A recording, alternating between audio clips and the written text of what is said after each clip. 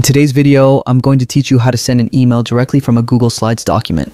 This quick and simple tutorial will show you exactly how to share your presentation without needing to download or upload files separately. Let's begin. First, open your browser and go to slides.google.com.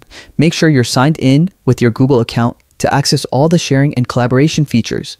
If you aren't logged in, take a moment to sign in now. Once you're on the Google Slides homepage, you'll see all your existing presentations. You can either open an existing file or click on blank presentation to create a new one. For this guide, let's start fresh with a blank presentation. Now that your presentation is open, go to the File menu located at the top left corner of your screen. Click it, and a drop-down will appear with several options. Scroll down and find the email section. Hover over it or click it once, and you'll see multiple email-related options appear. Choose Email this file from the list. A new window will pop up on your screen. Here's where you'll enter the recipient's email address. Make sure to type it correctly.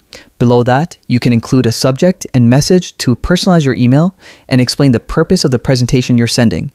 Before sending, take a moment to double-check everything, especially the recipient's email address, since a small typo can send your file to the wrong person.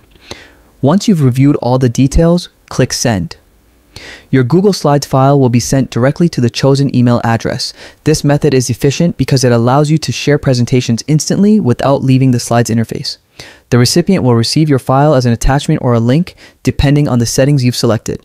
It's especially handy for team projects, client updates, or academic presentations. By using this built-in feature, you eliminate extra steps like downloading your presentation or manually attaching it to an email. It also ensures compatibility. The recipient can view it exactly as intended right in their browser. And that's it.